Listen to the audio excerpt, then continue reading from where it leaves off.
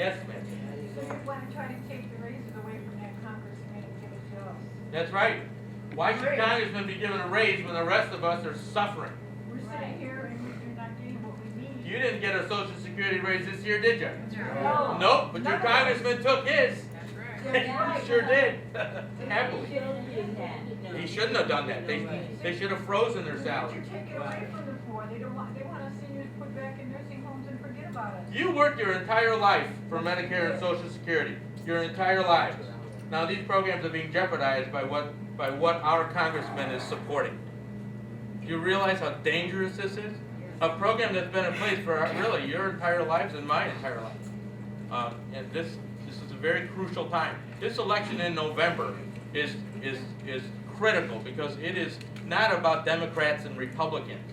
It's about what we believe is freedom-loving, free market, capitalist Americans and what the far left believes should be done in taking over our country and allowing the federal government to take over healthcare, 1/6 of our economy, to take over banking, to take over automobile manufacturing. Why is our federal government in those three businesses? It shouldn't be in any business at all.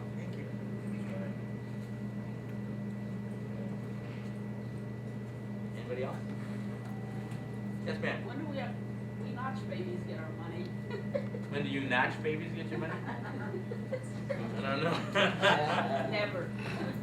Well, we have a huge problem with the baby boomers now entering into the age where they're going to be receiving Social Security and Medicare benefits that they've worked for their entire lives. These programs will not be able to sustain the increased numbers of recipients, along with the decrease in the numbers of people paying into the system. Another big problem with our federal deficit is that as that deficit rises, the bond rating companies are going to reduce our bond ratings from AAA to much less.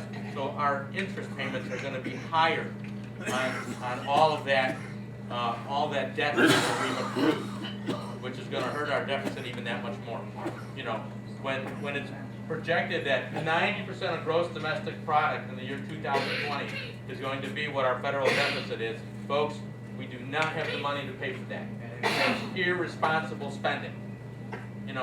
When you lose your job, you don't run out and buy a bunch of stuff, which is what our government has done.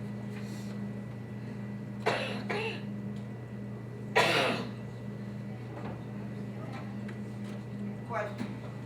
Yes. Are they going to start taxing Social Security? Is that true or not? They are. Here's an interesting tax that they are going to institute that I'm well aware of in the healthcare package that just passed. They're going to tax artificial knees and hips and other artificial joints. Who's the number one purchaser of those artificial hips and knees? Medicare. Medicare is the number one purchaser of those things. So we're taxing a tax to pay for healthcare. How bizarre is that?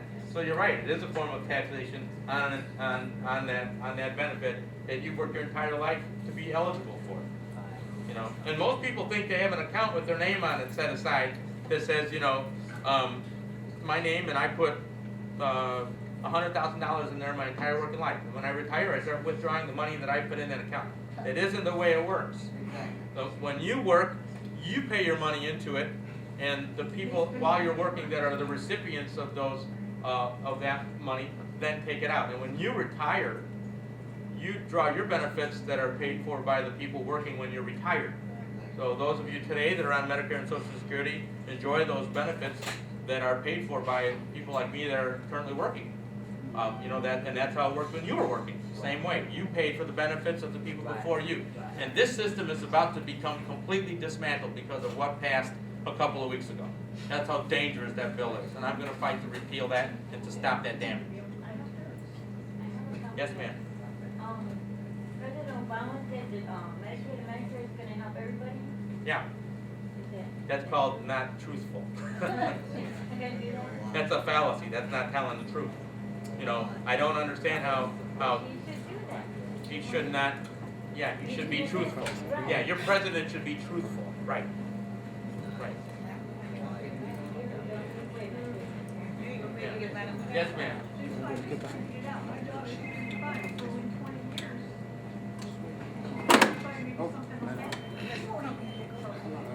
Your daughter's 35 now? Right, there won't be, in the way it looks right now, there won't be I social was thinking security. about the grandkids, but my kids, our kids that are 34 won't be able to. Well, who's gonna be, if you really think about your children and your grandchildren, and you really care about your children and your grandchildren and what you're leaving to them, what we're leaving to them now is gonna be a huge debt burden that they're never gonna be able to get off their shoulders because it's just gonna grow and grow and grow.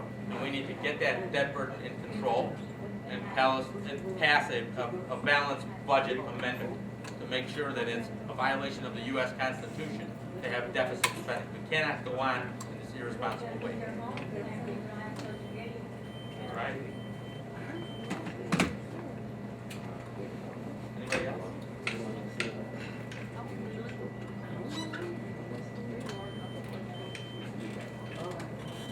Well, I want to thank you for coming. I hope you enjoyed lunch. It's my pleasure to be in front of you here. I enjoy singing with you. You're great singers. By the way, a little biographical information on myself. I know I passed out sheets to you all, but I do live here in Hammond. I'm married. I've got 4 children. I love living in Hammond. It's a great city. I have 4 brothers who've all moved out of town, so I'm the only one left. I'm a small business owner. I've been very actively involved in many things here in Hammond for over the last 20 years. I was a choir director at St. Joseph Church for 9 years, right here in Hammond.